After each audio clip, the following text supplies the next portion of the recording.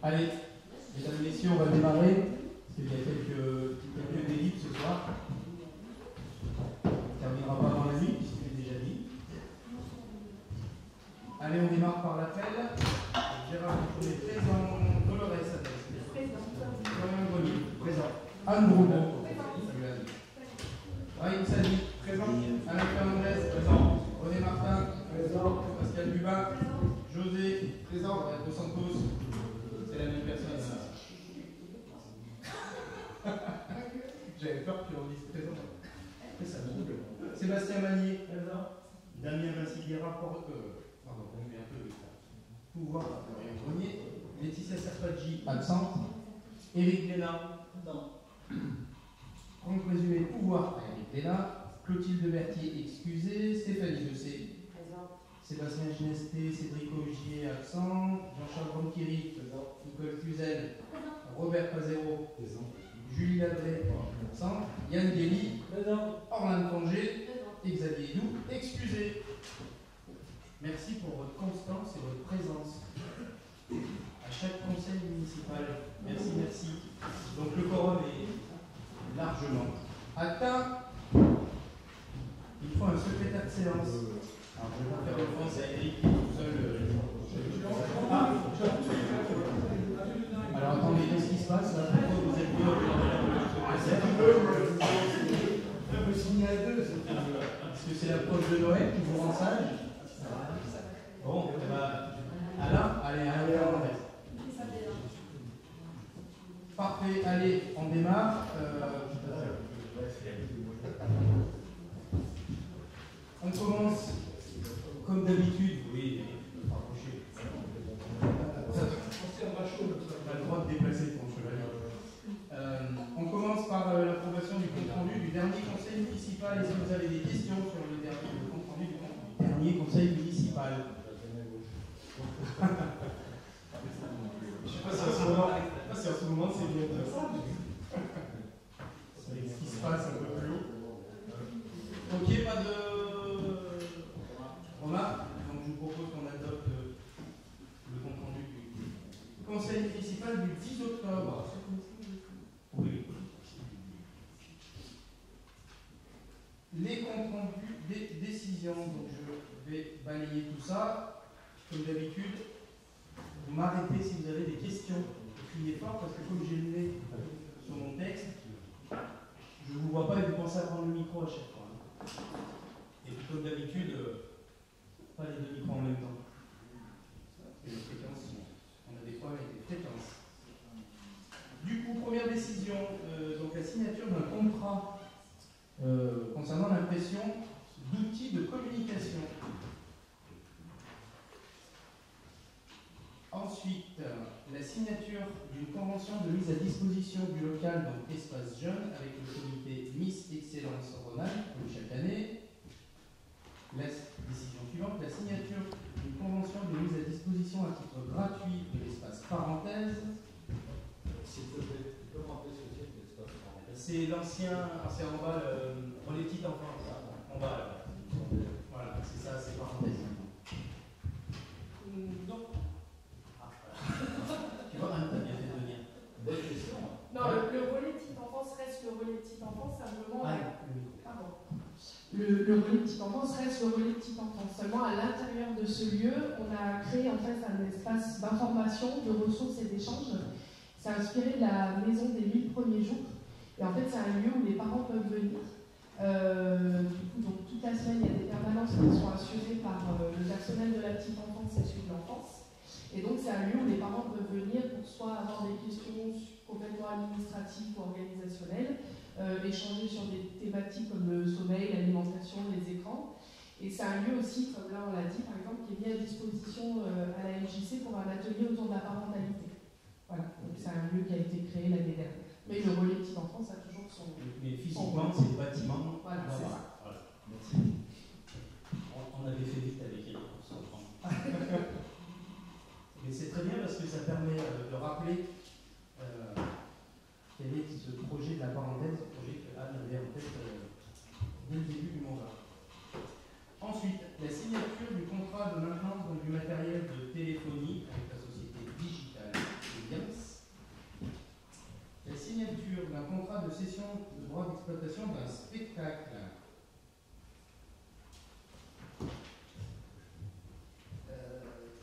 La décision. Donc, concernant l'école de musique et de danse, donc, les tarifs applicables sont appliqués de la rentrée de septembre 2024. Il n'y a pas eu de changement, visiblement, par rapport à l'année dernière.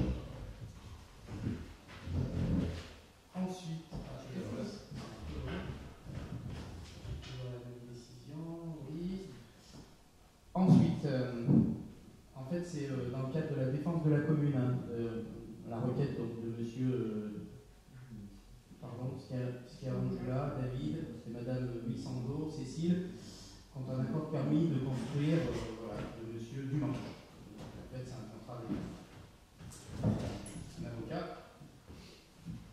Ensuite, la signature d'une convention employeur public avec le SDIS de l'Isère.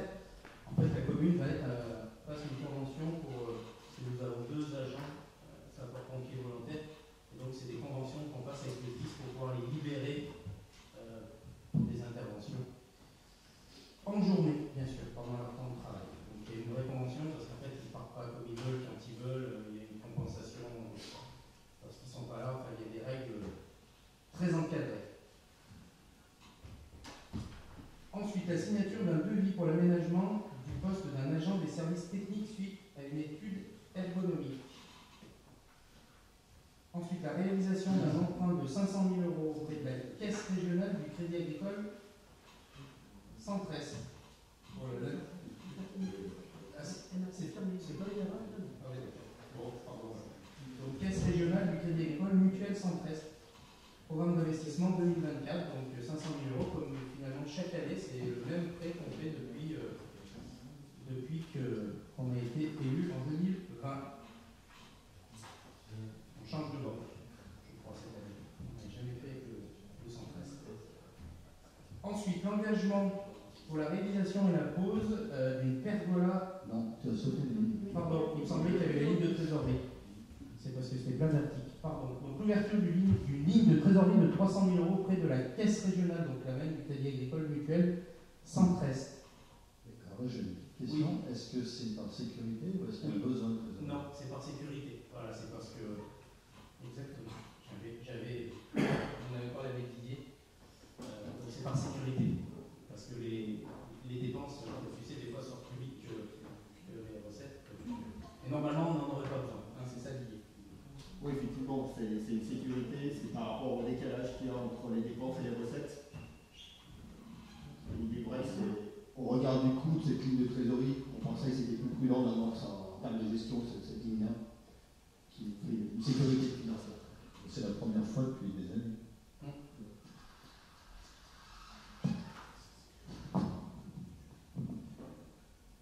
En même temps, avec ce qu'on nous annonce pour 2025, ça ne devait pas s'arranger.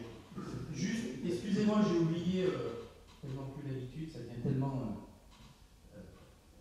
un exercice habituel du conseil municipal, de vous présenter ce soir, de vous représenter ce soir, Didier Chavant, qui est donc notre directeur financier et qui, dans le cadre de la réorganisation et du remplacement de notre DGS par un quatuor, on va l'appeler comme ça, des directeurs pôle. Donc la dernière fois, c'était Paul Emmanuel, le DRH, et aujourd'hui, c'est Didier Chavant, notre directeur financier. Et la prochaine fois, ce sera notre directeur des services techniques, Christophe Chargent. Et après, ce sera le directeur du CCS, Philippe Martin-Cochet. Ensuite, l'engagement pour la réalisation et la pose d'une pergola et d'une table avec banc autour d'un arbre. Donc c'est dans la cour de récréation de l'école élémentaire du groupe scolaire de Fur. C'est exactement ce qu'on avait fait l'année dernière à Desmoulins. Exactement. Donc, si j'ai bien tourné les pages, je suis au bout de mes décisions. Voilà. Parfait. Donc juste avant de démarrer la séance, j'avais noté de parler. Oui, il faut qu'on note tout de suite. Alors, je vais d'abord vous donner 2-3 infos, puis après je vous expliquerai la date du prochain conseil municipal. Donc, juste avant de démarrer, vous annoncer, pour ceux qui ne le savent pas, l'excellente nouvelle la fin d'année, qui prouve quand même que finalement, quand on insiste et on lâche pas l'affaire comme on dit, on a eu la confirmation de la ministre de la Cohésion des Territoires, Vautrin, que l'espace France Service de Tullin était labellisé. Donc c'est le 26e espace France Service du département de l'Isère. Donc juste, il faut se rendre compte, pour ceux qui auraient quelques minutes à aller voir ce qu'est un espace France Service, vous savez que depuis quelques années, on a plutôt tendance à ce que les services publics quittent les communes. C'est pas nouveau. Et pour le coup, avec l'espace France Service, c'est vraiment les services publics qui reviennent à Tullin, au bénéfice des habitants de Tullin, mais pas que, parce que c'est pour tout le territoire, tout le canton, on va dire, historiquement. Donc c'est vraiment à nouveau, alors quand on le dit, on a l'impression que c'est plus possible, puisqu'on sait très bien que l'accès au service public aujourd'hui est compliqué, et pourtant ce dispositif, moi j'y crois assez, parce qu'on est allé le visiter à Saint-Jean-en-Valden et ça fonctionne. C'est vraiment donc un accès facilité au service public, et c'est 11 services publics, c'est-à-dire pour une fois, je pense que les choses ont plutôt été bien réfléchies. Donc les services publics de la DGFiP, il y aura un point justice, il y aura France Travail, il y aura la CAF, la CPAM, la retraite, pour ceux qui commencent à y penser, les caisses de retraite du coup, la MSA, France Rénov', vous savez, pour tout ce qui est les dispositifs de l'État, pour la rénovation, les chèques énergie, les France Titres, donc c'est la NTS, c'est-à-dire qu'on va pouvoir refaire carte d'identité, voilà, carte grise, c'était la troisième, transport, et payer les amendes, oui. Donc c'est la NTS, en tout cas 11 services publics. Normalement il y a la Poste, mais nous elle ne viendra pas dans l'espace France Service parce que la Poste a souhaité rester là où elle était. Elle est plutôt bien placée. Mais l'objectif, nous, qu'on en a fait de cet espace France Service, c'est pas uniquement de rester sur ces 11 services publics, mais vraiment d'en faire une maison des services en y connectant d'ores et déjà le CCAS, c'est-à-dire qu'à partir de l'ouverture du 1er janvier, j'espère, on n'aura plus qu'un seul accueil dans tout le bâtiment là-bas en face. On aura un seul accueil et les usagers, les habitants seront réorientés selon leurs besoins, soit sur les services de l'espace France Service, soit sur l'espace CCAS, sur la solidarité. Donc c'est un vrai sujet. Je l'avais présenté au préfet qui avait trouvé ça plutôt très très bien de tout regrouper au même endroit. L'idée c'est qu'en fait, quelqu'un a un problème, il sait qu'on va lui apporter la solution ici. Et l'idée c'est qu'aujourd'hui on y connecte aussi les services du département, le CMP, et puis tous ces services qui devraient déménager de l'ancien hôpital.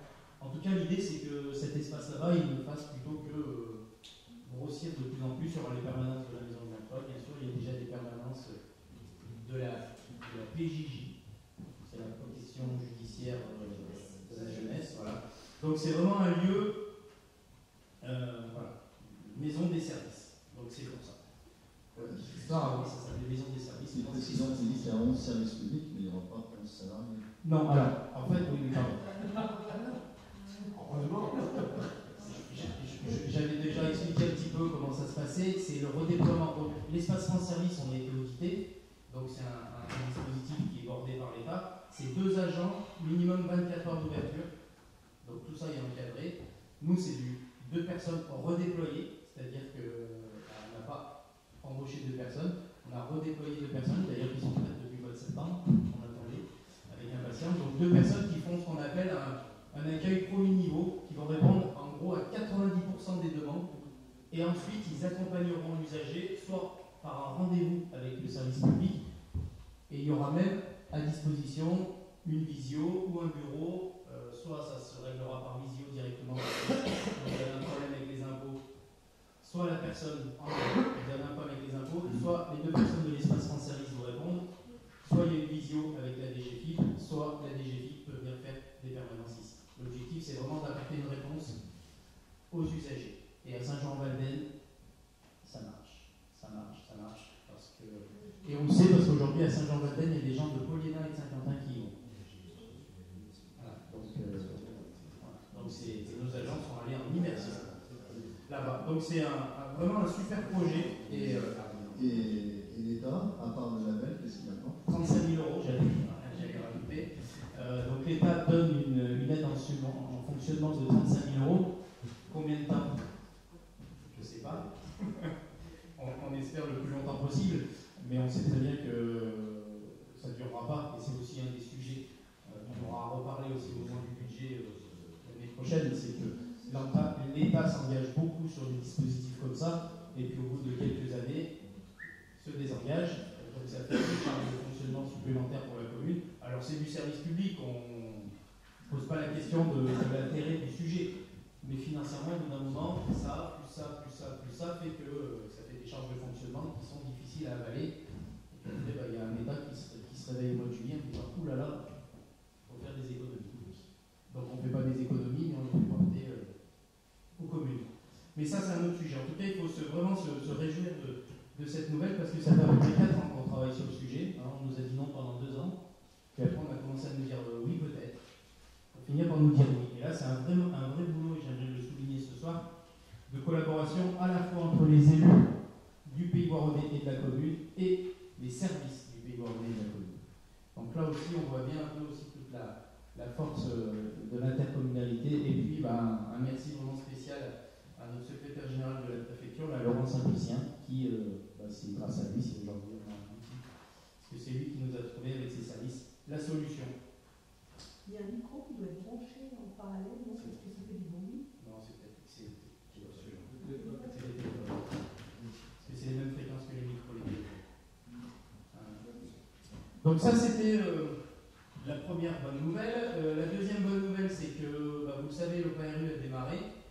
Donc les fameux 7,5 millions d'euros sur 5 ans sur Tullin et le quartier de Fur aussi, il faut le préciser, c'est pas uniquement le centre-ville, il y a tout un périmètre, donc les permanences sont attaquées le 14 novembre, il y a déjà beaucoup de monde qui se précipite, et c'est très bien, parce que ça aussi, ça va permettre de renouveler un peu cet habitat indigne et insalubre. Et l'autre bonne nouvelle, mais j'en dirai pas plus ce soir, c'est que nous avons ouvert les prix il y a quelques jours pour la place Docteur Valois, et que c'est plutôt de bonnes nouvelles. Voilà. Donc tout ça pour vous dire que la décision que nous avons prise début septembre, avec sagesse et patience, a fait que nous avons pris nos responsabilités d'élus, et c'est vraiment la décision qu'il fallait prendre au mois de septembre, pas s'affoler, et puis se dire que ça sera mieux plus tard. Et en effet, donc c'est aujourd'hui il y a le maître d'œuvre qui étudie les offres, on aura un retour, et donc, c'est là que je voulais en venir, nous allons donc nous revoir avant Noël, le jeudi 19. Ah, tout le monde est d'accord. Alors le 19 ou le 18 jeudi 19, pour un conseil municipal très rapide qui permettra d'ajuster définitivement le budget pour la place Docteur Valois, en y incluant ces fameux aléas qu'il faut inclure et quelques. Voilà. Tout sera validé, le budget définitif sera validé le 18 décembre 19. Le jeudi d'avant Noël. Voilà, donc je vous laisserai noter tout ça. Il y aura juste une commission, je pense, avant. Pour voilà, il n'y aura qu'une seule commission. Voilà, mais c'est pour. Maintenant, c'est sûr. Voilà, j'en ai fait le tour avec les infos. On va pouvoir démarrer le déroulé de la séance. Donc on démarre par l'administration générale, donc la signature avec la CAPV, donc d'une convention mission d'accompagnement pour la mise en conformité des traitements des données, donc à caractère personnel, donc le fameux RGPD.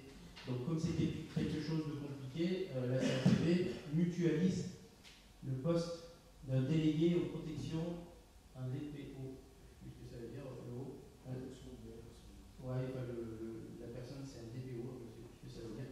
Voilà, donc c'est la mutualisation d'un poste, ça évite qu'à la commune on ait une personne qui s'occupe de ça. Est-ce que vous avez des questions sur cette? Donc c'est une petite dépense de plus pour la commune. Je ne suis même pas sûr que ça soit financier. Vous avez lu? Moi, j'ai pas lu la note de synthèse. Je suis pas sûr. Il y a sans recrutement. On parle de création de postes. Mais c'est la CAPV qui porte, mais je pense qu'il n'y a pas de. C'est vraiment un service. De toute façon, c'est comme l'archivage. Après, c'est dans la. Si la CAPV augmente ses dépenses, elle a moins à redonner aux communes. En fait, après, c'est déduit de l'attribution de compensation. Voilà. Oui. On est d'accord. Mais il n'y a pas de. Ça aussi, enfin, les dotations du Pays Voironnais, ça peut être fluctuant. Et ça risque de l'être en 2025. Parce que tout le monde va essayer de protéger son budget. En tout cas, c'est un sujet compliqué, le RGPD, et c'est bien qu'on n'ait pas apporté nous. C'est après, il faut les trouver, les personnes aussi, qui sont formées à tout ça. On va passer au vote. Qui est contre? Qui s'abstient? Déclaration adoptée. Merci. Ensuite, la restitution donc, aux communes par la CAPV donc de la compétence création et gestion de crématorium. Donc, pour faire vite, si vous avez lu la note de synthèse, c'est une compétence qui avait été transférée à la CAPV donc, pour construire et gérer un crématorium. Les PFI, pour ne pas les doter, ont finalement refusé de le construire, alors qu'il y a un vrai besoin dans le Pays Voironnais. Donc, du coup, la commune de Voiron s'est proposée de le faire, puisqu'elle a déjà un funérarium. Voilà. Donc, du coup, la commune de Voiron se propose de le construire au bénéfice de tout le territoire, et donc rétrocéder la compétence à toutes les communes. Mais ça ne veut pas dire que nous, on construira un funérarium. Voilà, mais c'est réglementaire. Vous avez des questions? S'il n'y a pas de questions, je vous propose qu'on passe au vote. Qui est contre? Qui s'abstient? Délibération adoptée, je vous remercie. On passe aux finances. Donc, c'est l'ouverture de crédits d'investissement dans l'attente du vote du budget 2025. Comme chaque année, on ouvre 25% des crédits pour tenir jusqu'au vote du budget qui sera autour du 15 mars. Vous avez le tableau dans la note de synthèse. Est-ce que vous avez des questions? Pas de questions, si, Eric? Non? Il n'y a pas de questions. Oui, c'est classique, exactement. Je vous propose de passer au vote. Qui est contre? Qui s'abstient? Délibération adoptée. Merci. La délibération numéro 4, le versement d'un acompte donc de la subvention d'équilibre 2025 donc au profit du budget du CCAS.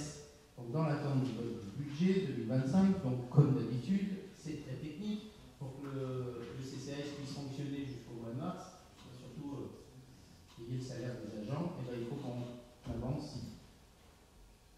la partie de la subvention qui cette année devrait être la même que l'année dernière, que le CCAS terminera plutôt avec un budget peut-être même en dessous, avec quelques économies au CCAS. Après les avoir aidés pendant 2 ans, aujourd'hui la situation est stabilisée au CCAS. Est-ce que vous avez des questions sur cette délibération? S'il n'y a pas de questions, je propose qu'on passe au vote. Qui est contre? Qui s'abstient? Délibération adoptée, je vous remercie.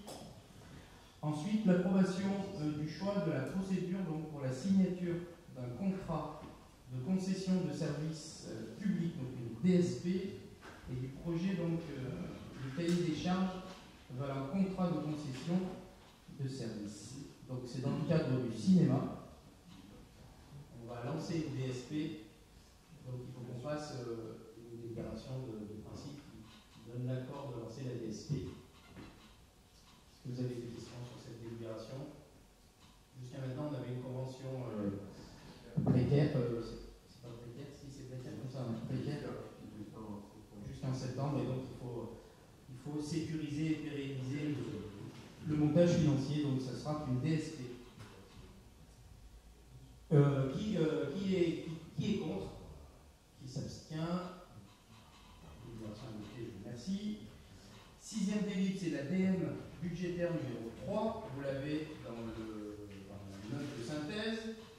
Est-ce que vous avez des questions?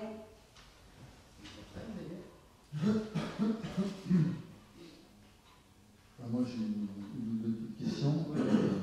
Bien sûr, l'augmentation des frais personnels. 0,12, ouais. Est-ce que c'est la conséquence de la décision de l'État ou c'est des recrutements? Je ne crois pas. Non. Alors, comme à chaque fois, c'est une multitude de critères. Donc il y a à la fois des mesures nationales, des revalorisations des compléments familiaux sur la fin de l'année. Bon, moi j'avais essayé aussi de challenger un peu les services sur 2025. Après on a eu, typiquement la piscine où il a fallu remplacer un agent parce qu'elle était en arrêt. On a toujours beaucoup d'arrêts, et beaucoup d'arrêts dans des services qu'il faut remplacer. Je parle du périscolaire par exemple. On a eu aussi la création, suite à la cantine, de quelques postes, et là ça fait 12 000 €. Donc souvent c'est un coût de 10, de 5, de 20, milliers d'euros. Donc ça, je vous avoue que c'était notre inquiétude, ce 0,12, et ça l'est toujours, et je pense que ça le sera. Pourtant, on s'interroge beaucoup, que ce soit avec Didier et le directeur des ressources humaines, qui travaillent en lien, qui sont très pointus sur tout ça. Moi, je pense qu'il n'y a pas de solution magique, malheureusement, et ça sera un des sujets qu'il faudra qu'on évoque aussi au moment du DOB.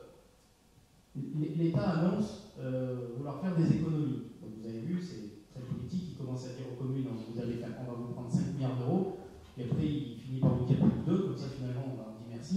Bon, il nous en prie quand même, mais je trouve que la méthode est plutôt sympa.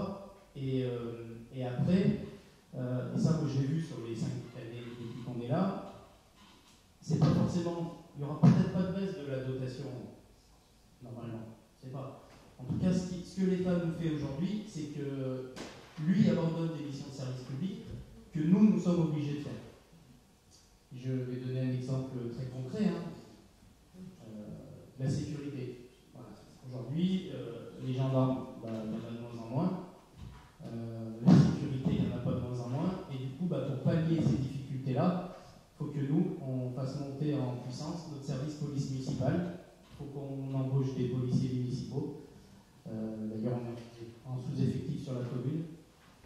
Donc c'est toujours de plus en plus de services publics pour les communes et de moins en moins de services publics par l'État. Donc forcément, nous, on compense, mais on doit compenser à moyens constants, voire même avec moins de moyens. Je prends aussi l'exemple du périscolaire. On a de plus en plus d'enfants à la cantine, en périsco. Du coup, il faut les garder, ces enfants. Là, c'est réglementaire. Donc du coup, chaque année, c'est un service, on a fait le choix, c'est un service aujourd'hui qui a un coût pour la commune assez important. On est à plus d'1 million, on est presque à 1,2 million ou 1,3 million sur 4,7 millions de 0,12 pour la commune, donc c'est 25%. Voilà. Donc c'est important, c'est du service public, moi je ne remets pas en cause du tout, mais en tout cas, cette fuite en avant des coûts, va falloir quand même qu'à un moment donné, il se passe quelque chose. Un exemple que je vous donne, ça ne sera pas l'objet de la discussion ce soir, mais depuis 2018, en 2018, 1 heure de périscolaire coûtait à la commune 6 €. En 2024, cette même heure de périscolaire coûte plus de 9 €. 50% d'augmentation. En parallèle, on n'a pas demandé 1 centime de plus à personne, aux parents, mais l'État ne compense pas non plus. Et dans ces 6 à 9 €, il y a le 0,12, le salaire des agents, il y a eu la revalorisation des agents, il y a eu le RICET, il y a le coût de l'énergie, tous ces coûts-là, en fait, aujourd'hui, ils augmentent depuis quelques années, et nous, en face, on n'a pas les recettes. Voilà. Donc c'est comme, si on parle de pouvoir d'achat pour les familles, il y a un pouvoir d'achat aussi pour la commune. Alors moi, je n'appellerai pas ça le pouvoir d'achat, mais c'est plutôt le pouvoir de rendre le service public. Et ce pouvoir de rendre le service public, il sera de plus en plus difficile, parce que de plus en plus coûteux. Et si on revient un peu sur le 0,12, Eric, on a voulu revaloriser aussi le salaire des agents à travers le RICET, donc ça a été plutôt bien accueilli, puisqu'on a eu des retours d'agents qui sont partis ailleurs et qui sont après revenus ici en disant finalement c'est pas mal à Tina, alors on peut toujours faire mieux, ça j'ai aucun doute là-dessus. Par contre, la vraie réalité aussi, c'est que là on a 2 agents qui sont partis, que je connais aussi personnellement, et qui sont partis parce qu'ils n'arrivent plus à boucler la fin du mois. Et ça c'est une réalité aussi. C'est-à-dire que les salaires dans la fonction publique ne sont pas attractifs. Alors je vous laisse faire l'équation, salaire pas attractif, et de plus en plus de missions de service public avec de moins en moins de moyens. Voilà. Alors moi je ne suis pas quelqu'un de pessimiste, mais simplement sur 2025, on va avoir des réflexions à mener et des scénarios à poser. Pas forcément pour 2025, mais pour le mandat prochain, quelle que soit la personne ou l'équipe qui sera là, il y aura des vrais choix à faire sur le périmètre des services publics. Voilà. Eric, je te laisse la parole. Tu parlais du coût des périscolaires. Je crois qu'il ne faut pas s'interdire de réfléchir à refacturer à l'usager plutôt qu'au contribuable. C'est pas normal que ceux qui utilisent un service le payent, même s'ils ne payent pas l'intégralité des coûts. C'est pour ça que je pense qu'il faudra vraiment qu'on ait ce travail de débat au moment du DOB, parce qu'on ne le mettra certainement pas en place en 2025, mais il faut poser cette réflexion. Voilà, parce que l'effet ciseau, il va arriver. De toute façon, tu l'as connu aussi il y a quelques années, il sera de plus en plus pressant, et la problématique, si on n'anticipe pas, c'est qu'un jour ou un autre, ça va faire comme le gouvernement, ils vont se réveiller en disant bah, là, cette fois, on n'y arrive plus, et on en sera obligé d'arrêter des services publics. Et l'objectif, c'est pas de les arrêter, parce que derrière, si on parle du périscope, c'est quelque chose où les parents vont en avoir certainement de plus en plus besoin. Et on le voit bien sur la commune, sur 580 enfants, je crois qu'il n'y a que 20 enfants qui ne bénéficient pas du périscolaire ou de la pause méridienne. On est pratiquement à 100%. 15 ans. Bon, je ne vais pas faire mon vieux, mais moi qui ai 40 ans quand j'étais à l'école, il n'y a pas de périsco au-dessus. Donc on voit bien comment ça évolue. Bon, ça nous a créé aussi le problème de la cantine. On a du réseau au dernier moment. Ça, c'est des choses qui ne sont pas entendables. On n'a pas à gérer des problèmes comme ça dans l'urgence. Mais aujourd'hui, on les gère dans l'urgence parce qu'en fait, financièrement, on n'a pas les moyens d'anticiper. Et ça, je pense qu'il faudra qu'on ait cette réflexion. On l'a eu aussi sur les salles, la mise à disposition des salles. On a revalorisé cette année de 10% le prix de location. Alors, on est d'accord, hein, ça ne fait pas rentrer des centaines de milliers d'euros. Mais le prix des salles n'avait pas été revalorisé depuis 2016, alors que finalement, depuis 2016, ne serait-ce que les produits d'entretien, le salaire des agents, l'électricité, tout ça a augmenté un petit peu. Et il me paraît quand même un peu plus cohérent de faire peut-être des petites évolutions financières, et puis comme tu le dis, de voir faire payer peut-être l'usager plutôt que de... Enfin bon, voilà. Il faut tout mettre sur la table. Parce qu'il en va pour moi de la survie en fait de ces services publics tout simplement. Hein. On n'est pas là pour faire de l'argent et on n'est pas prêt d'en faire, mais il faut au moins qu'on puisse continuer à financer les services publics. J'ai encore deux, trois questions sur certains chiffres. On se laisse la réponse sur les ERP donc, on diminue le montant prévu. Donc ça a toujours été variable d'ajustement, hein, ça ne choque pas. Alors ça ne sera pas l'année prochaine. Quand est-ce que ça se termine? Alors, voilà. Je vais laisser la parole à Florian. L'année prochaine, on commence et on a un PPI. Ouais, il faut couper ton mot. Ouais. Déjà, ce que je veux dire, c'est que pour la revalorisation et faire payer aux vrais utilisateurs le vrai coût des choses, on est parfaitement d'accord là-dessus. Il faudra qu'on étende sur l'année prochaine la réflexion, que ce soit au périscope, mais que ce soit également sur l'utilisation globale de certaines entités de la commune, que ce soit, à mon sens, la MJC ou notre école de musique, où aujourd'hui, on se rend compte que le vrai coût, on n'est pas à 3 € d'augmentation sur ces dépenses-là, et là aussi, il faut qu'on se pose réellement les questions. Pour la date, il y a toujours été une règle d'ajustement depuis la fin de l'obligation de mise en accessibilité de 2015 de l'ensemble des ERP.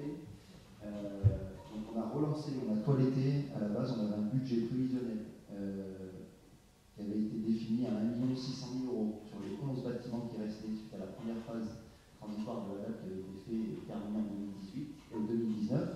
Donc ce budget, après avoir travaillé avec le maître d'œuvre qui nous a fait la partie conception et reprise des budgets, on passe de 11 sites à 8 sites, on passe de 1,6 million à 600 000 € de travaux, hors taxe. Donc on est en train de lancer l'appel d'offres pour recruter le maître d'œuvre qui nous permettra de faire nos travaux sur les 3 prochaines années. On va mettre en place un PPI sur 3 ans à hauteur environ 150 à 200 000 € selon les sites pour pouvoir lancer notre renouvellement, et donc les travaux démarreront l'année prochaine. Enfin, on votera au budget l'enveloppe budgétaire, ensuite on va commencer à pêcher certains sites qui méritent tout de suite d'être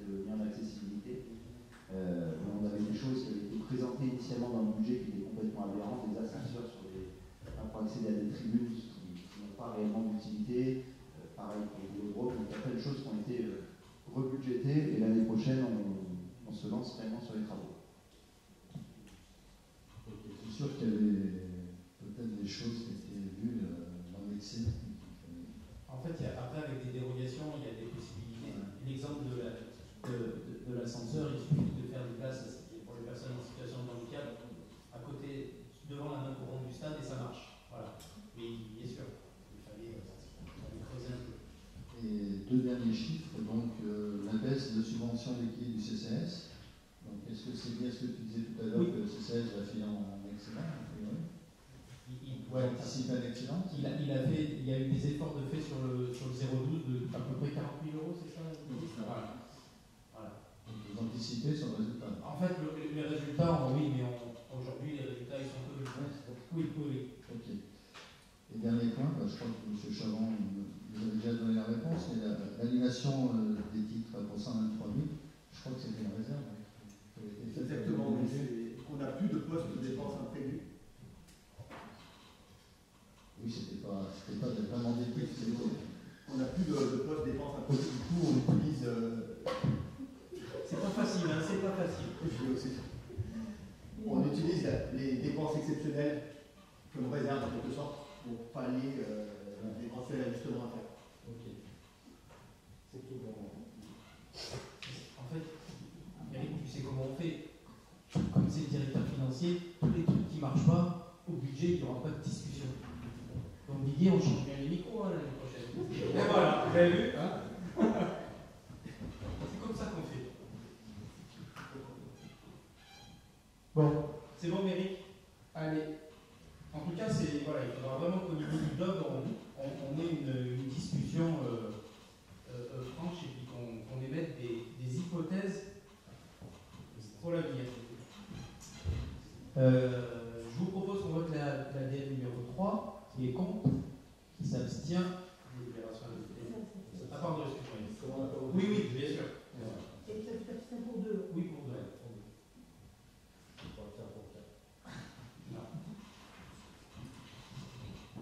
Donc ensuite, pareil, une délibération qu'on prend assez régulièrement, c'est la garantie de prêt donc sociale, de location, accession, donc PSLA, donc souscrit par Isère Habitat, donc auprès de la Caisse régionale du Crédit Agricole Mutuel Sud-Rhône-Alpes, donc pour financer 26 logements donc en location accession pour l'opération Monts et Merveilles, qui est en face de l'ancien Colisée. On commence à voir sortir les derniers étages. Oui, les derniers murs. Donc c'est comme d'habitude, hein, c'est une garantie d'emprunt. Si vous avez des questions sur cette délire, je propose qu'on passe au vote. Qui est contre, qui s'abstient. Délibération adoptée, merci. Ensuite, c'est l'avenant, c'est ça? Avenant numéro 1, la convention de refacturation réciproque de charges entre le budget de la commune et le budget du CCS. Donc vous savez qu'on a travaillé avec le CCS pour avoir une comptabilité. Je vous ai parlé de l'audit financier qu'on est après mettre en place avec un cabinet extérieur pour essayer d'alimenter un peu nos réflexions. Et l'idée, c'était d'avoir une comptabilité analytique la plus précise possible, de savoir quel service public, quel est vraiment le coût de chaque service public. Et bon, le CCAS, il y avait une subvention d'équilibre qui, de temps en temps, prenait 100 000, perdait 50 000. Bon, aujourd'hui, on a essayé d'affiner un travail de Didier et de Philippe Martin-Cochet sur tout ce que en fait, le CCAS utilise de service de la mairie et lui est refacturé. Donc là, en l'occurrence, c'est les photocopieurs et des outils de communication. Voilà. Donc c'est tout un calcul savant. Il y a des contrats. C'est ce qui permet vraiment d'affiner, puisque bien sûr, notre chargée de communication, elle travaille de temps en temps pour le CCAS. Et donc, ces heures-là sont refacturées. Alors, ça ne change rien, puisque vous savez très bien que la commune donne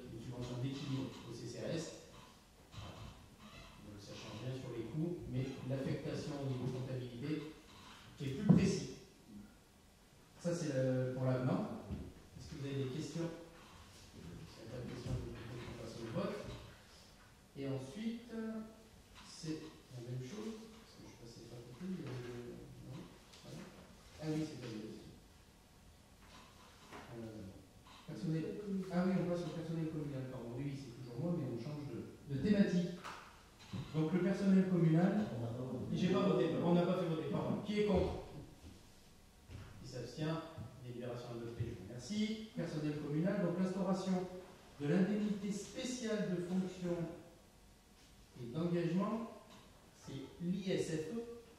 Alors depuis un moment, vous parlez d'IFSE. C'est dur, hein? Donc c'est pour les policiers municipaux, donc à abrogation des délibérations antérieures relatives à leur régime indemnitaire. Pour faire très court, parce que ça c'est du RH et c'est pire que la comptabilité encore, il me semble. C'est pire.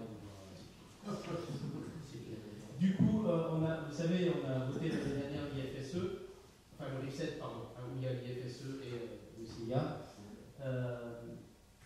Les policiers municipaux n'y avaient pas droit. Ils avaient un régime spécial.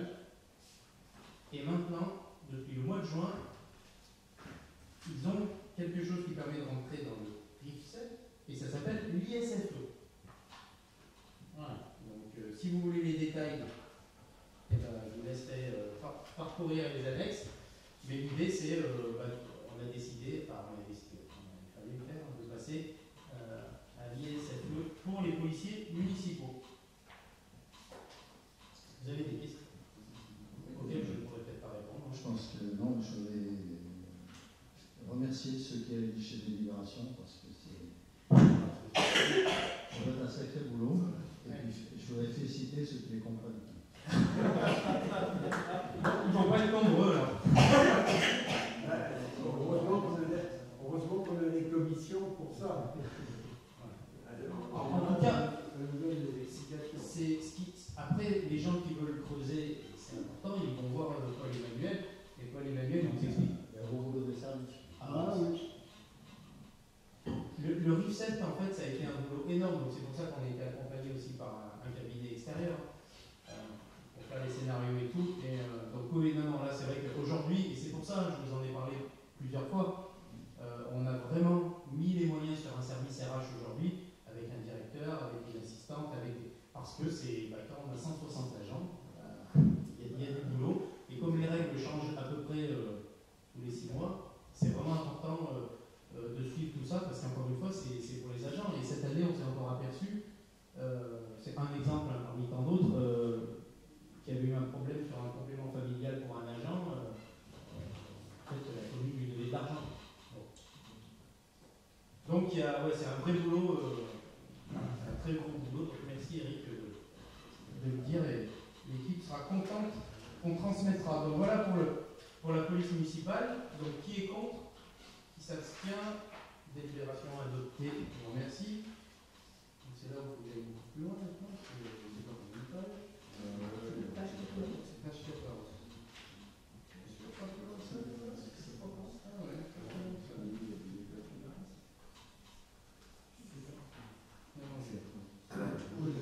Ah ouais, c'est pas si longtemps.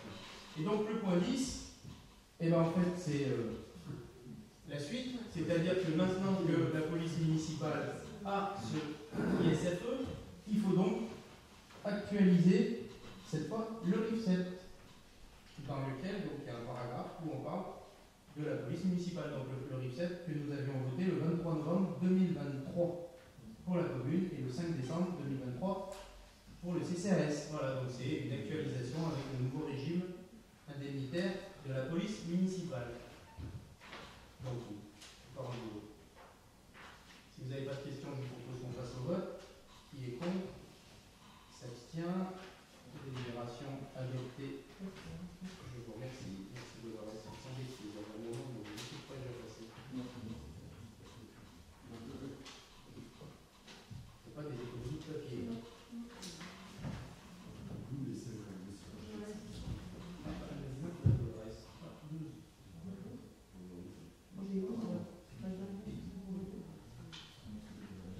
Oui, l'approbation, délibération numéro 11, donc c'est juste comme chaque année, c'est prendre acte du RSU, du rapport social unique 2023.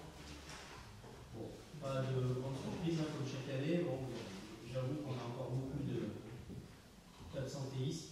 Voilà, on essaye de travailler, pas facile. Voilà. Eric, tu as des questions sur le RSU? Oui, justement, j'avais vu l'absentéisme. Est-ce que ça tient à quelques agents qui sont beaucoup absents, ou est-ce que c'est beaucoup d'agents qui sont un peu absents? Bon, voilà, c'est c'est quelques agents qui sont souvent absents dans les mêmes services, et souvent plutôt périscolaires. Alors voilà, c'est aussi un service un peu en souffrance, parce que c'est pas facile les horaires. 7h, 8h30, 11h30, 13h. Oui.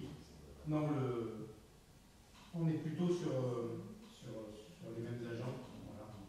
Certains que tu as connus aussi, certainement. Et au niveau des accidents du travail, j'ai vu qu'il y en avait 24, c'est quand même pas mal. Par rapport à 2022, est-ce que c'est en hausse ou pas? Et ces accidents génèrent en moyenne 66 jours d'absence qui sont aussi dans l'absentéisme. Donc on a beaucoup de... Donc les accidents sont une cause d'absentéisme. Oui. Est-ce que ces accidents sont en hausse ou pas? Alors, s'ils sont en hausse, je ne sais pas. En tout cas, on travaille, et c'est pour ça qu'on a aussi dans le cadre du service des ressources humaines, une assistante de prévention aujourd'hui, et qui vraiment travaille au quotidien sur ces problématiques. En grande partie, les accidents du travail sont au service technique. Par exemple, des chutes d'escabeaux, des vis de feu, par exemple. Voilà, donc notre agent travaille là-dessus, sur des précautions, sur les élagueurs aussi, les espaces verts. Donc voilà, il y a des choses qui sont mises en place, des procédures. On a aussi beaucoup retravaillé les EPI. Et quelque chose qui avait été aussi un peu abandonné, c'est les formations. Parce que là aussi, se servir du tronçonneuse, d'une débroussailleuse, voilà. Et donc, tout ça, c'est mis en place. Bon, maintenant, je pense que c'est bon. Après, je dirais que ce n'est pas des accidents très très graves, mais c'est des accidents de travail. 66 jours. Ah oui, non, mais grave, je parle pour les personnes, mais oui, en quantité, c'est beaucoup. Oui. Tu as parlé de la formation, j'ai noté qu'à peine un agent sur deux se forme. Est-ce que ceux qui se forment le font sous la forme de volontariat ou est-ce que c'est imposé? Alors, c'est en début d'année, on a au moment des évaluations, il y a avec le chef de service, il y a à la fois des formations en nécessité de service, et puis c'est aussi des formations sur le volontariat. Et là aussi, depuis cette année, on a une responsable des formations. On s'est aperçu aussi que les agents ne se formaient pas parce qu'ils n'étaient pas forcément au courant des formations qui existaient. Par exemple, on a eu beaucoup de formations sur ce dernier trimestre. Alors là, c'est le RSU d'il y a... voilà. Donc, beaucoup de choses ont changé, y compris, je pense, sur les accidents du travail sur 2024, parce que notre assistante de prévention est là depuis le début de l'année, ou septembre l'année dernière. Mais sur les formations, c'est pareil. L'agent qui s'occupe de ça aujourd'hui est très proactive. Elle envoie les mails, les agents sont au courant des formations. Il y a eu beaucoup de formations en habilitation électrique qui ont été faites, beaucoup de formations, les SST, la secours du travail. Donc oui, les formations sont plutôt en augmentation. Et, j'en profite, on a eu une médaille cette année, la commune de Tullin, un trophée pour les formations aussi, à la fois des élus et des agents. On est, par rapport à la strate, la deuxième commune en nombre de formations. Bon, il faut dire que les autres communes, il n'y a pas beaucoup de formations. Mais ça, c'est des choses qui doivent progresser. Et puis aujourd'hui, il y a un accompagnement de chaque agent dans leur carrière, dans l'évolution de leur carrière professionnelle. Donc du coup, la formation est un outil pour qu'ils évoluent. Est-ce que cet accompagnement se traduit par un plan de formation? Est-ce que cet accompagnement se traduit par un plan de formation? Oui. Alors, il y a un plan de formation, et d'ailleurs, nous voterons le budget du plan de formation au prochain conseil municipal, entre 20 et 25 000 euros cette année. Oui, il y a un plan de formation. C'est vraiment, ça remonte par les services. Hein. Il y a un plan de formation. Oui. Tout à fait. D'ailleurs, on le vote en CST au prochain, en décembre. Donc, tu es membre du CST, si tu es là, on pourra si tu es là, voilà, on pourra voir un peu les thématiques qui sont dans le plan de formation. Donc là, il n'y a pas de vote, c'est juste on acte tous ensemble ce rapport. Ensuite, la création de postes.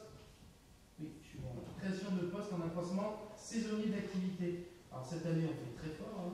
La neige n'est encore pas tombée. On crée les postes pour l'ouverture de simplement parce que les services maîtrisent de plus en plus, et ça c'est bien.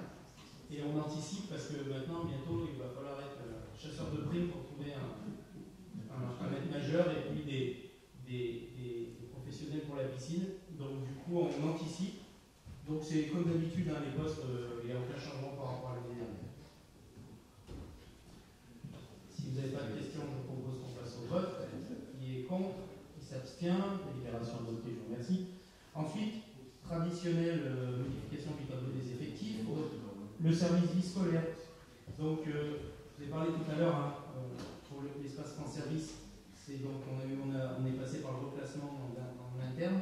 Donc, du coup, après réinterrogation des besoins, voilà, je dirais qu'il n'y a pas de petites économies, même si c'est pas ça qui nous aide beaucoup, mais en tout cas, voilà, on a pu, on s'est rendu compte que le service périscolaire, surtout, c'est pas vous, pense qu'on peut économiser 7h à 7h30. Donc on ferme un poste à 28h et on réouvre à 21h32. Voilà, donc c'est ça l'objet de cette délibération. Vous avez des questions? Il n'y a pas de questions, je propose qu'on passe au vote. Qui est contre? Qui s'abstient? Délibération adoptée, je vous remercie. Ensuite, concernant la modification du tableau des effectifs pour la police municipale. Donc je ne sais pas si je vous en avais parlé, voilà, je sais, il me semble que oui. Donc on a un policier municipal qui s'en va et notre responsable qui envisage de partir. Donc du coup, on recrute pour remplacer le policier municipal qui part. Et puis on recrute aussi, et ça c'était un peu une volonté de ma part, de travailler sur la restructuration du service police municipal pour avoir un service police municipal en adéquation avec les besoins de la commune. Donc l'idée c'est de recruter un catégorie B, c'est-à-dire un vrai chef de service. Et puis la responsable, que je remercie, avec qui j'ai travaillé depuis 4-5 ans en étroite collaboration, restera le temps qu'il faut pour qu'on travaille ensemble un projet de police municipale dimensionné pour la commune de Tullin. Voilà. Et donc par rapport à ça, j'en profite pour vous annoncer aussi que j'ai reçu il y a quelques jours les maires des communes voisines, Cras, Morette, Poliena et Bourré, pour commencer à travailler sur un service de police municipale mutualisé. Voilà, parce que ça permettra peut-être en tout cas c'est une réflexion de travailler, donc là aussi ça fait partie des scénarios sur 2025 qu'il faut travailler. Donc je dirais qu'avec le départ de deux policiers municipaux chez nous, c'est le moment de se réinterroger sur quel service PM pour la commune de Tullin. Parce qu'avec l'arrivée des caméras de vidéoprotection, juste pour information, c'est pratiquement 3 à 4 heures par semaine où un policier municipal est saisi par le procureur pour extraire des images. Quand je vous parlais tout à l'heure des coûts que nous fait supporter l'État de manière insidieuse, ça c'est un exemple. Parce qu'à la fin de l'année, ça fait un peu des coûts, parce que pendant que le policier municipal extrait les images, il n'est pas sur le terrain. Voilà. Et on va pas mettre des caméras de vidéoprotection si on ne les exploite pas. Voilà donc pour la police municipale, on fait les postes, tous les grades comme d'habitude, et puis on fermera quand on aura recruté. Et on espère pouvoir recruter parce que là aussi, si je disais tout à l'heure que le métier d'agent public n'est pas très attractif, celui de policier municipal l'est encore moins. Aujourd'hui, ils aiment bien les communes qui sont armées, ce qui n'est pas le cas à Tullin. Donc va être difficile de recruter, je vous le dis clairement. S'il n'y a pas de questions, je vous propose qu'on passe au vote. Qui est contre, qui s'abstient, délibération adoptée, je vous remercie. Même chose pour les services techniques. Donc là, c'est suite l'exemple que je vous disais tout à l'heure, le départ d'agents de services techniques. Là aussi, alors ça fait mal au cœur de ça, mais on profite. Alors on profite pas parce que je peux comprendre que les agents aient plutôt mal pris et on en a parlé et je peux le comprendre. On ferme 2 postes d'agents de maîtrise et on réouvre à des grades un peu plus bas. C'est pas pour l'économie que ça fait, mais voilà, quand même, on essaye à chaque fois de pouvoir gratter entre guillemets, parce qu'on réinterroge les besoins des services et on se dit peut-être en réorganisant de manière différente en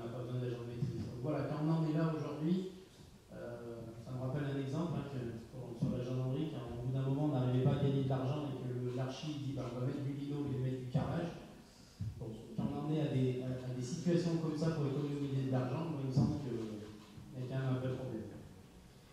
Voilà, ça fera partie de nos échanges aussi lors du blog.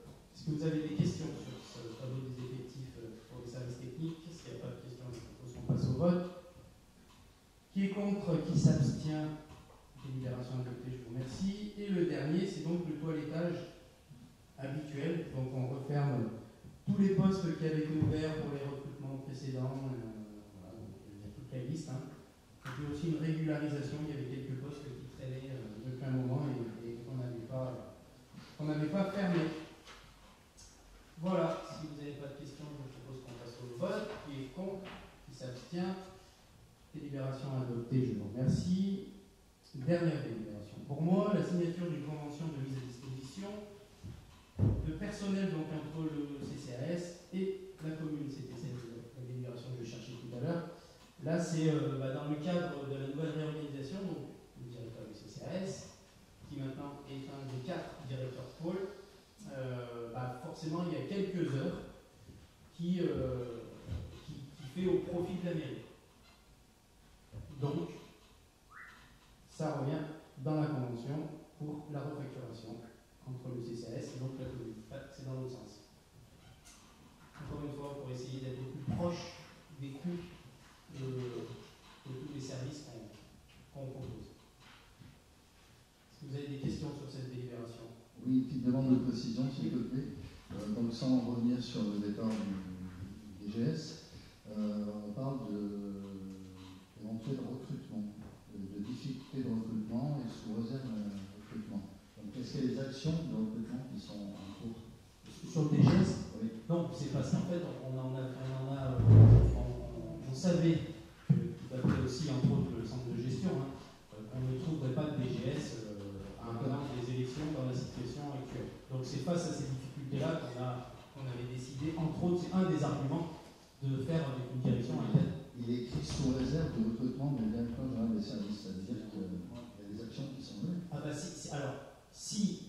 aujourd'hui, la situation qu'on a aujourd'hui, elle est censée être transitoire et expérimentale. Donc, et puis, il y aura des élections en mars 2026. Ça veut dire que jusqu'à la fin du mandat, il n'y aura pas de DGS. Non. On est d'accord. Pour nous, oui. Et après, voilà, pour rien cacher à personne, on a quelqu'un qui est aujourd'hui en disponibilité, qui reviendra janvier 2026 ou février 2026 sur la commune, qui pourrait être une opportunité d'être le DGS. Donc tout ça est très hypothétique, mais en tout cas, oui, en tout cas, nous, la décision elle est prise jusqu'aux élections. Et le directeur du CCS, comme les autres directeurs de pôle, je présume, était à 100% occupé, voire un peu plus. Alors, comment il va faire pour remplir ses nouvelles fonctions? Je vais laisser répondre Didier, qui est dans le même cas. Pour ma part, effectivement, on essaye de gérer au mieux à mon niveau par rapport aux compétences. On a réparti entre chaque directeur pour être entre guillemets équilibré au niveau de cette répartition. Je ne cache pas effectivement que ça fait une charge de travail qui est importante. Philippe n'échappe pas à ces difficultés au niveau du CCAS. Après, voilà, on a une équipe qui est soudée, qui est motivée. On est prêt à relever ce défi. Donc voilà, pour ma part, si je peux dire, après, on va parler à la place de mes collègues, mais ce qui revient pour l'instant, on est parti sur cette base-là. Ça fonctionne plutôt bien, donc on a la confiance de M. le maire, donc c'est un schéma pour l'instant qui convient. L'avenir le dira, effectivement, on sait que ça reste fragile par rapport à la quantité de travail. Donc on peut être satisfait dans l'engagement des chefs de pôle, mais est-ce qu'il est prévu quelque chose pour les récompenser de cet investissement supplémentaire?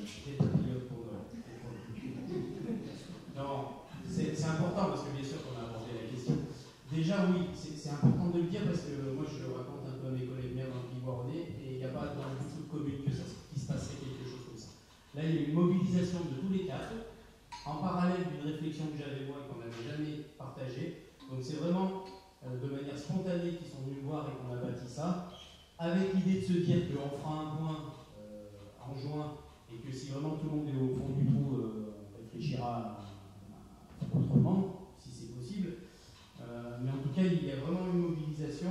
Et puis, il faut le reconnaître aussi, et ça, moi, je le dis, puisque je suis à peu près là tous les jours, il y a une autonomie des services. Alors, bien sûr, hein, il y a quelques services qui peuvent être inquiets, je peux l'entendre, ils perdent un petit peu de leur directeur, mais il y a une sacrée autonomie dans tous les services. Donc, les choses, elles sont fluides. Voilà, je pense qu'au bout de 5 ans, qu'on travaille à peu près tous ensemble, il y a des automatismes.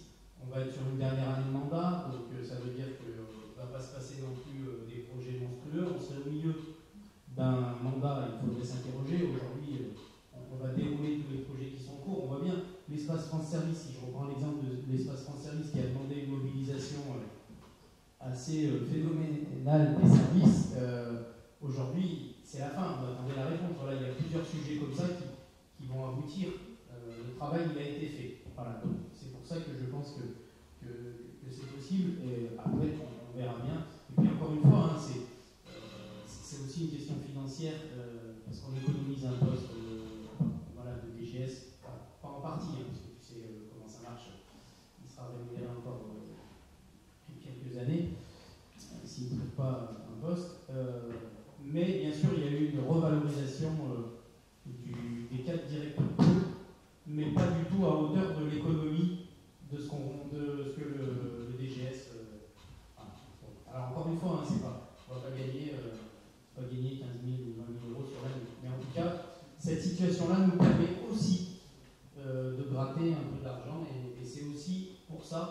Et ça, moi, je trouve qu'il faut saluer cette décision, hein, parce que sur cette partie 012, entre autres, hein, qui est quand même notre cheval de bataille, les 4 directeurs pôle, ils sont dans le même esprit. Hein. Quand ils voient monter le 012, ils transpirent eux aussi. Hein. Donc, voilà. Donc, du coup, il y a vraiment une mobilisation de tout le monde. Ouais, je confirme, d'autant plus que le 012, ça représente plus de 50% du budget, donc effectivement, on fait vraiment attention à ce chapitre-là.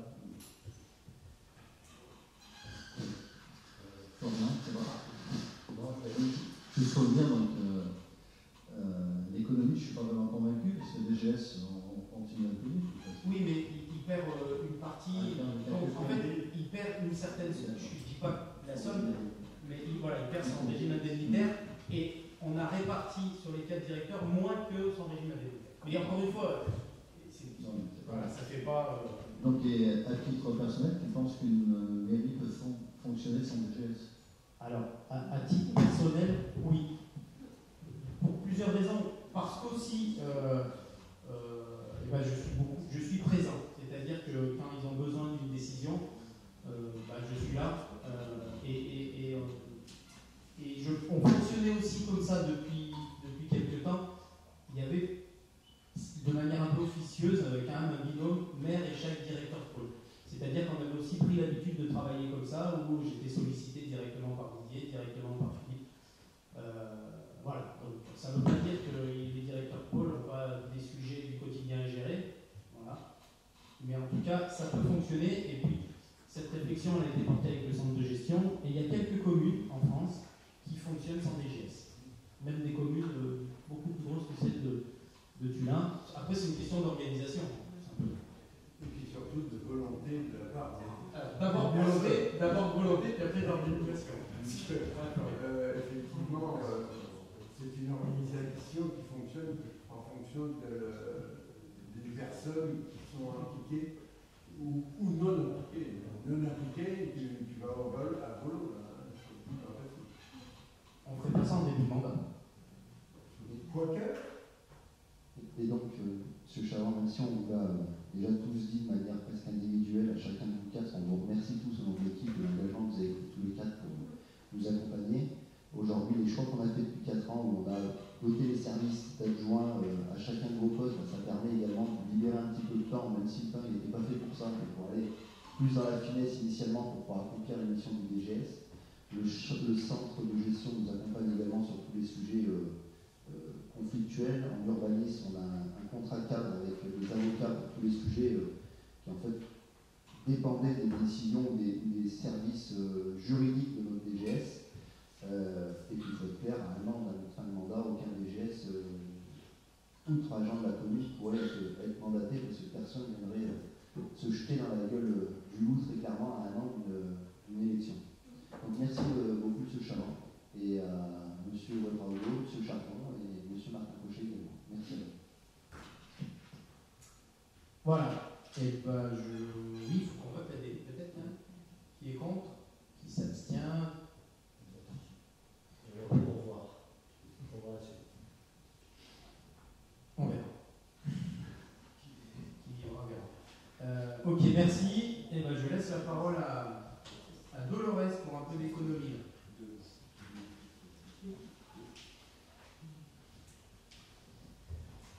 Alors, nous allons parler redevance d'occupation du domaine public et fixation des tarifs applicables au 1er janvier 2025.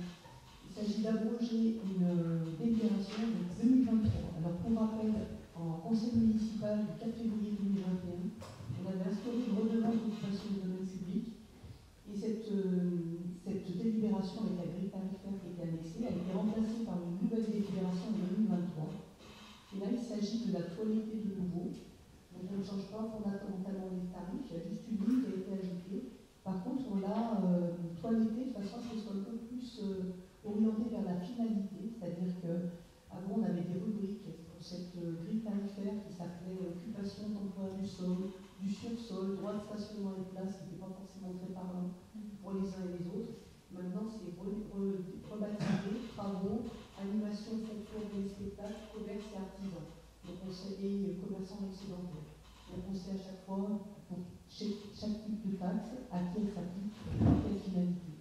Et la ligne qui a été rajoutée, c'est uniquement une ligne pour les manifestations organisées en extérieur par des tiers, notamment par des commerçants, que ce soit des soirées, des concerts ou des karaokés, puisque la ligne n'existait pas, et on a eu le sujet qui est discuté cette année. Voilà, donc ce qu'on vous demande, c'est d'abroger la délibération 2023 et valider la proposition de tarif que je vous ai citée, et d'appliquer ces tarifs à partir du 1er janvier 2026, avec des règles de gestion qui sont les mêmes que celles précédemment utilisées. Est-ce que vous avez des questions sur cette délibération? S'il n'y a pas de questions, je propose qu'on passe au vote. Qui est contre? Qui s'abstient? Délibération adoptée. Je vous remercie. Dolores, encore toi. Alors, création d'une commission d'indemnisation amiable du commerce dans le cadre des travaux de requalification urbaine et paysagère de la place Dr Valois, de la rue Générale de Gaulle et des rues adjacentes. Donc, dans le cadre des travaux de la rue Dr Valois qui vont débuter en début 2025, on sait qu'il y aura éventuellement des préjudices économiques pour les commerçants qui sont situés dans le périmètre salon et qui est précisé d'ailleurs par ailleurs dans la délibération. On souhaite, nous, en tant que commune, apporter un soutien financier à nos commerçants et artisans qui seraient impactés par la création, qui seraient impactés par ces travaux, grâce à la création d'une commission d'indemnisation amiable. À noter que cette mise en place d'une commission d'indemnisation amiable, c'est un acte volontaire de la commune, il n'y a rien qui nous oblige. C'est vraiment un plan d'avant fait, une main tendue aux commerçants qui vont dire qu'on est là pour les soutenir pendant les travaux. Donc le périmètre justifié par l'impact des travaux, c'est la place Dr Valois, c'est la rue Générale de Gaulle, du 49 au 67, donc ça part de l'épicentre jusqu'au tout début de la rue Générale de Gaulle, vers la plaine épicière. C'est l'avenue, je ne trompe pas, la rue Parmigny, parce que l'épicentre est rue Parmigny, l'avenue Pierre-Béry-Beauvois, la rue de la République jusqu'au numéro 4 et la montée de la Halle, puisque la base c'est la montée de la Halle, en termes d'adresse. Vous avez le plan qui a été joint dans la note de synthèse. La commission d'indemnisation, elle sera chargée d'évaluer, calculer les préjudices subis par les commerçants et les artisans, et uniquement sur le pourtour donc, de ce périmètre qui a été donné. Elle devra, après vérification de préjudice subis, proposer une indemnisation à l'amiable dans un cadre légal dans des délais plus courts que ceux qui résultent d'une procédure contentieuse. Elle est chargée d'instruire les demandes indemnitaires déposées par les commerçants et artisans ayant subi un préjudice anormal et spécial de baisse de chiffre d'affaires durant les travaux et de faire le cas échéant des propositions d'indemnisation du conseil municipal. Donc ce qui est prévu, c'est une commission avec 7 membres qui ont une voix délibérative et un membre avec voix consultative. Donc ont déjà été consultés pour avis le président du tribunal administratif de Grenoble, disposition des élus du conseil municipal, le maire, bien sûr, le maire qui est désigné en tant que président, un représentant de la Chambre de commerce et d'industrie de Grenoble, un représentant de la Chambre de métiers et d'artisanat de Grenoble, de l'Isère, pardon, parce que c'est pas de Grenoble, c'est même pas l'Isère, parce que maintenant, ils sont délocalisés, d'ailleurs, les chambres de métiers. On corrigera. Un représentant du service économique du Pays Bordelais et un représentant de la Ligue des FIP avec l'expert comptable chargé des dossiers qui aura une voix consultative. Il y a un règlement intérieur qui est annexé à la présente délibération et qui précise les modalités de fonctionnement de la commission avec les critères d'intervention. Et donc, considérant la nécessité d'accompagner les commerçants et les artisans locaux, nous vous demandons d'approuver la création de cette commission d'indemnisation variable, d'approuver sa composition, d'approuver le règlement intérieur, de préciser que sont associés sans voix délibérative les services d'administration en charge du dossier et d'autoriser M. le maire à signer tout document nécessaire à l'exécution de la présente délibération. Merci Dolores. Est-ce que vous avez des questions? S'il n'y a pas de questions, je vous propose qu'on passe au vote. Qui est contre? Qui s'abstient? Délibération adoptée. Délibération suivante concerne l'exonération du paiement de la redevance d'occupation du domaine public pour 2025. Alors, toujours pour accompagner nos commerçants en 2025 en prévision des travaux qui vont se tenir dans le centre-ville de Tullin, on a décidé donc de les exonérer, on a décidé, si vous me votez ce soir, d'exonérer les commerçants et artisans, donc les secteurs économiques qui sont dans le centre-ville de Tullin, de la taxe d'occupation du domaine public dont on a parlé tout à l'heure, la grille tarifaire qui vous a été présentée. Sachant que le périmètre concerné est un peu plus large que celui de la commission Aliam, puisque là, c'est le centre-ville de Tullin, dans sa totalité, pratiquement, qui est pris en compte, sachant que les problèmes de stationnement, de circulation peuvent pénaliser davantage de commerçants que les travaux, proprement dit. L'exonération portera sur les auvents, les stores et enseignes, sur les terrasses découvertes ou aménagées, ainsi que sur les étalages mobiles et les portes menues posées au sol. Il vous est demandé donc d'approuver l'exonération du paiement de la redevance d'occupation du domaine public pour l'année 2025 pour les acteurs économiques qui sont impactés par les travaux de requalification nouvelle du centre-ville et qui vont démarrer en 2025. Est-ce que vous avez des questions? S'il n'y a pas de questions, je vous propose qu'on passe au vote. Qui est contre?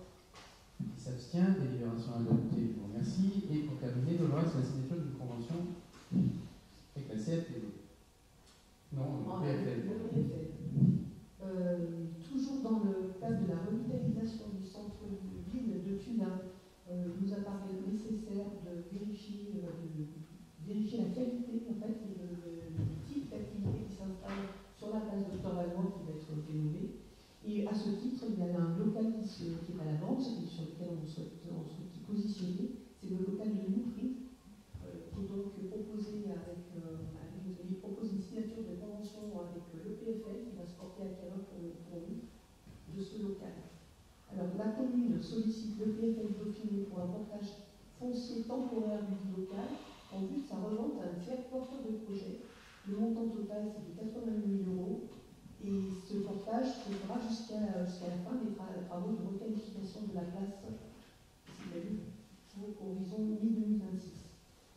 Il vous est demandé donc d'approuver le projet de convention d'opération qui est annexé à la note de synthèse, qui vise à définir les modalités de portage et de cession, ainsi que les engagements respectifs des parties pour réaliser la sortie du portage au plus tard en 2026. De valider l'enveloppe globale prévisionnelle des dépenses à supporter par la commune à hauteur de 88 000 € et d'autoriser M. le maire à signer la convention d'opération ainsi que les documents nécessaires à l'exécution de la présente délibération. Est-ce que vous avez des questions sur cette délibération? Sur ce commerce, j'étais à la commission, mais je n'avais pas pensé à la question. Le fonds de commerce et les murs appartiennent à la même personne? Non. Il y a les murs, c'est les murs pour lesquels le PFL va se porter. Et si le fonds de commerce est vendu avant? C'est pas un problème.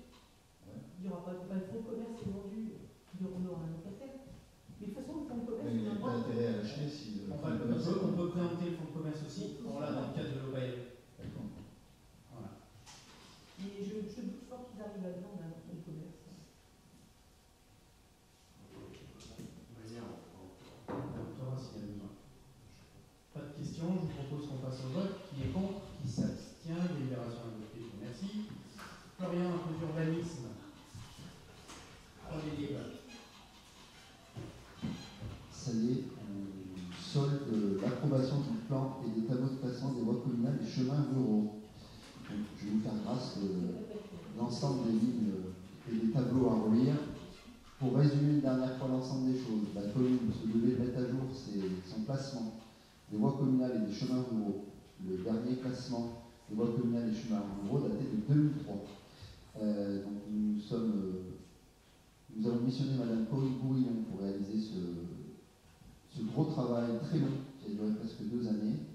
Nous avons affiché l'ensemble des demandes sur les zones qui devaient être déclassées. Nous avons procédé à la nomination du commissaire enquêtrice, Mme Poblet, qui a rendu son rapport d'enquête le 28 novembre 2023, incluant de nombreuses remarques qui ont été prises en compte dans le cadre de la mise à jour qui nous est proposée.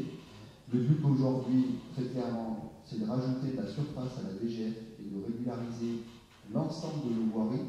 C'est la DGF. On va parler un petit peu de finances. Dans la quote-part de la DGF qui nous est touchée, il y a une péréquation qui revient liée à l'entretien des chemins, que ce soit des chemins ruraux, des parkings, des voies rurales. Et pour être plus juste sur les dépenses réelles de la commune qui n'avait pas été mise à jour depuis 2003, on a revalorisé, déclassé ou reclassé de nombreuses parcelles. Il faudra également qu'on ait encore un gros travail sur de nombreuses années encore, parce qu'on a mis à l'intérieur de ce tableau toutes les parcelles qui doivent être soit déclassées, soit reclassées encore, ou qui devraient être vendues parce qu'ils n'ont plus l'utilité d'être dans la commune, ou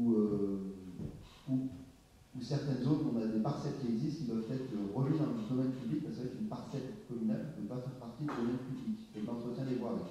Ce qui était le cas aujourd'hui sur certains parkings, sur certains bouts de voiries liés à de nombreux problèmes.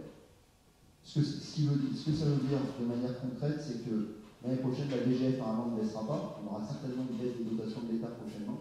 Et avec l'augmentation et la remise à jour de nos surfaces réelles d'entretien de chemins ruraux et de voies, on va garder la même DGF. Donc on n'aura pas de baisse, grosso modo.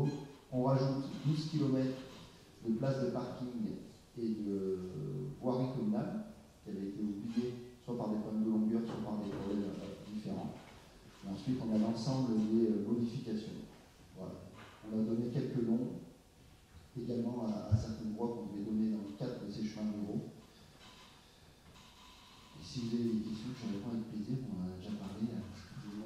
Moi, j'ai une question sur un nom. Oui, j'ai vu un chemin rural de la discothèque. C'est quoi? C'est où? Alors, moi, je n'ai pas connu. Alors moi, je n'ai pas connu, mais il y a une discothèque qui a fait là il y a quelques années. Et aujourd'hui, chacune des voies qui desservent la commune doit avoir un nom. Donc c'est pour ça que cette voie-là est... De manière générale, c'est dans quel secteur? c'est gentil. Ah ouais. On l'a connu. Le jet fichon. Exactement. On a les connaisseurs. C'était le nom, et ne voulant pas polémiquer et avoir des débats sur chacun des noms, volontairement, il n'y a pas eu de parti pris sur les noms, c'est lié soit à une activité qu'il y avait sur place, soit à des personnes qui habitaient sur place, soit au nom réel qu'on avait, mais qui ne correspondait pas et qu'on devait renommer. Le nom du propriétaire de la discothèque. On a plusieurs. Il y en a eu plusieurs, au moins on n'a pas de problématique sur des tirs ou des propos qui auraient pu être tenus par l'un ou l'autre. Voilà. Ok, donc un gros travail, mais en effet, il se termine enfin. S'il n'y a pas de questions, je vous propose qu'on passe au vote. Qui est contre? Qui s'abstient? Délibération adoptée, je vous remercie. Une session de parcelle. Et donc, dans la suite du classement des chemins ruraux et des voiries communales, nous avons été interpellés par M. Lavol et Mme Gauthier, représentants de la SCI, société CML, qui ont l'ensemble des parcelles autour d'un chemin que la commune entretient depuis toujours et qui souhaitent se porter acquéreurs dans le cadre de leur activité, donc ils ont une activité équestre, un centre équestre. Et de ce fait-là, la commune a saisi la ville des domaines pour leur céder la parcelle. Donc, elle fait partie déjà des éléments qui sont prévus en plus moins facilement dans le cadre de la DGF qui est déclaratif tous les ans. Et donc on vous propose de vendre cette parcelle à 1 600 €, qui est aujourd'hui un chemin de terre.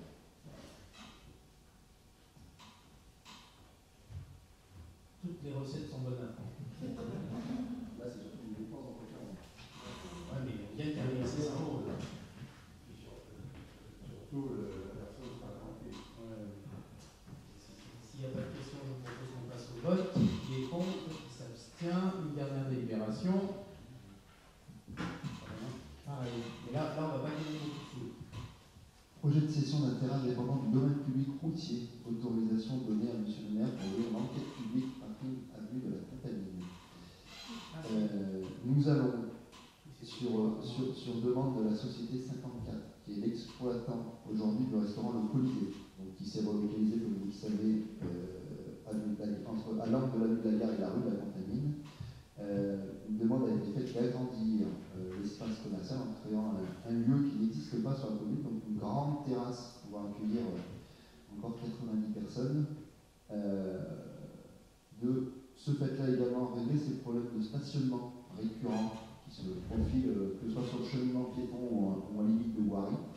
Et de ce fait-là, on souhaite lancer une procédure de désaffectation. Donc pour ça, il faut que M. le maire désigne un commissaire enquêteur, qu'on publie cet arrêté et qu'on lance toute la procédure amiable de désaffectation et de déclassement du bien dans le but de vendre cette parcelle de 125 mètres carrés environ, ce qui nous permettra de réaliser une terrasse sur un même niveau que la terrasse actuelle et également du coup de reprendre ce parking aujourd'hui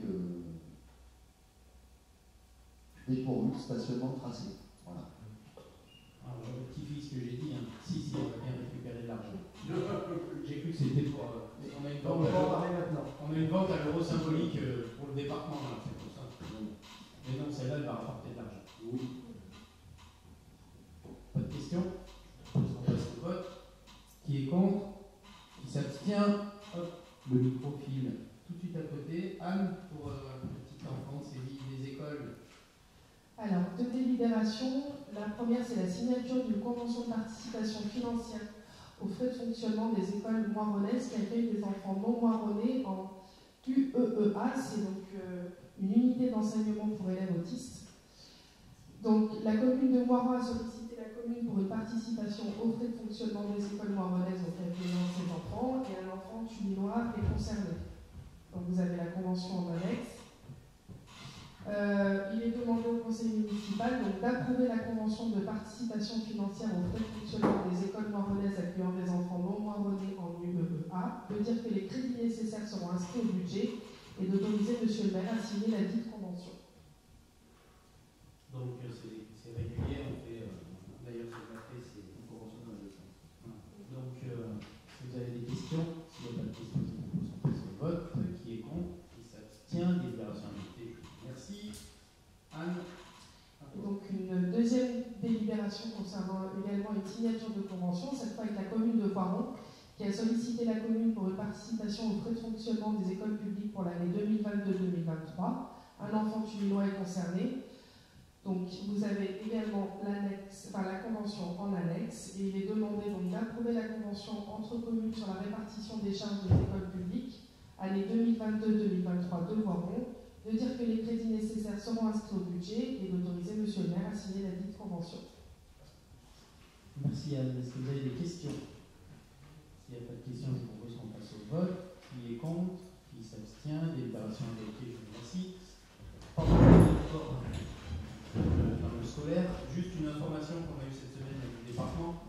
On parlait tout à l'heure des coûts, pardon, je vous embêtais beaucoup de parler avec le budget ce soir, mais le coût moyen des enfants aujourd'hui, donc au niveau départemental, nous on se situe un peu en dessous, mais aujourd'hui un enfant en maternelle, c'est à peu près 1 000 € par an de coût à la charge de la commune. Non, alors je recommence, en maternelle c'est 1 800 € et en primaire, en élémentaire, pardon, c'est le mot que je cherchais, c'est 1 000 €. Voilà, donc on n'a pas les chiffres depuis 5-6 ans, mais je pense que là aussi on a peut-être bien pris 30 ou 40%. Donc, et là, c'est pas dû à. Les enfants ne sont pas mieux accueillis, hein. Ils sont toujours très bien accueillis, c'est juste que le chauffage est plus cher, les repas sont plus chers, et le salaire des agents augmente aussi. Donc voilà, ça rejoint tout à l'heure nos fameux 6 € et 9 €. Là, c'est la même chose. 1800, moi de tête, il y a quelques années, on était plutôt autour de 1200 ou 1400 en maternelle. Ouais, mais pour moi, c'était un peu ça. Au début de notre mandat, oui, je crois qu'on était à 1600. Ouais. Au tout début du mandat. Ouais, donc, non, mais, donc voilà, c'était juste une information. C'est toujours intéressant que aussi, et je pense que c'est important que les parents le sachent, que des fois on prend des mails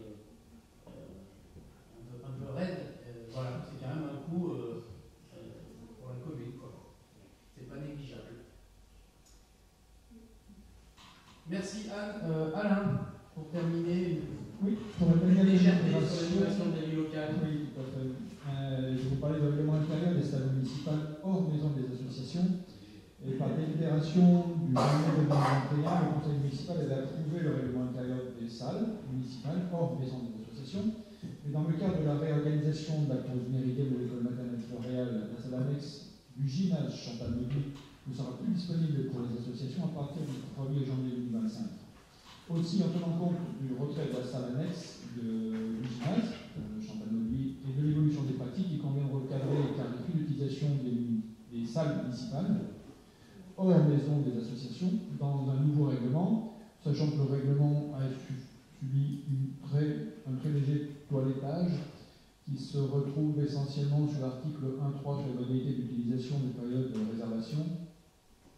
On a renommé d'une façon très claire ce qui se pratiquait, les écrits restent, les paroles s'envolent, donc on écrit tout ça, et on retrouve tout le détail là-dessus. Qu'est-ce qu'on a rajouté? Des choses quand même importantes pour conserver la place pour nos associations, c'est surtout la salle des fêtes. Ce n'était pas stipulé par écrit, mais les particuliers tulinois, non tulinois et entreprises non tulinoises ont la possibilité de réserver les salles des fêtes uniquement entre le 15 juillet et le 15 septembre, laissant donc tout le restant de l'année au bénéfice de notre vie associative. Quelques modifications aussi suite à du vécu, interdiction de dormir dans les salles, aux abords des salles. Et oui, ça s'écrit, et en termes d'hygiène et propreté, malheureusement obligé d'écrire des choses encore, avec le tri des déchets qui devient obligatoire et écrit dans ce document. Merci Alain. Est-ce que vous avez des questions sur cette délibération? Juste une petite précision, parce que je sais que ça parle beaucoup, et des fois ça ne dit pas forcément les choses vraies. Concernant la salle Mauduit que tu as évoquée, où nous avons, donc je rappelle quand même que la salle Mauduit appartient à la commune, c'est bien de le rappeler quand même, et donc nous avions eu, suite à un système de pause méridienne avec les enfants, les 3-6, c'est les petits, qui prenaient le bus pour aller jusqu'ici, depuis de nombreuses années. On savait tous, on a tous eu des enfants à un moment donné, que pour eux ce n'est plus une pause méridienne, dans pause méridienne il n'y avait que méridienne, il n'y avait plus pause, et que cette situation ne pouvait pas durer, donc elle est devenue compliquée en septembre parce qu'on a dépassé le nombre, même s'ils sont tout petits, le nombre dans le bus. Donc il fallait 2 bus, on est déjà à 30 000 € de bus pour emmener les enfants manger. Ça, moi, ça me reste en travers, parce que les 30 000 €, on va bien les mettre ailleurs. Donc, il fallait trouver une solution rapidement, et la solution la plus rapide et la moins coûteuse, c'est de transformer la salle Mauduit en restaurant scolaire pour de très nombreuses années. Il faut être très clair, c'est pas du provisoire. Donc, c'est pour ça que la commune a récupéré l'utilisation de cette salle sans laisser le club de basket sans solution, puisque nous avons reçu avec Brahim le président pour lui proposer une solution. On a discuté avec lui et donc on a eu les devis aujourd'hui du container, exactement, qui sera installé devant la buvette. Alors oui, c'est sûr que ça ne sera pas aussi pratique que le bureau et que la salle, mais je pense que, comme je l'ai plusieurs fois rappelé au cours des cérémonies, un peu de solidarité entre tout le monde, ça fait pas de mal. Et il me semble que là, la priorité, c'est quand même que les enfants de 3 à 6 ans puissent manger dans de bonnes conditions. Et je pense qu'on est tous en capacité de comprendre ça. Enfin, je l'espère. Voilà. Il semblerait qu'il y ait des choses qui se disent. Bon, voilà, si les gens ont des choses à dire et qu'ils viennent me voir, peut-être que passer par des... Voilà. Nous étions d'accord avec le président du club de basket. Voilà. Nous n'avons pas fait ça dans son dos, bien sûr. Mais on a dû réagir. Voilà. C'était juste une précision par rapport à la salle Mauduit. Voilà, nous en avons.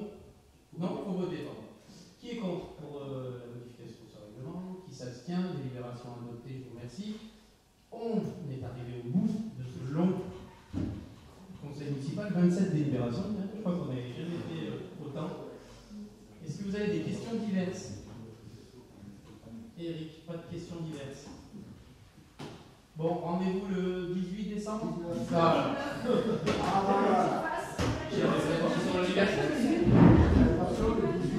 Alors, c'est au jeudi 19, mais de toute façon, vous allez avoir une convocation officielle.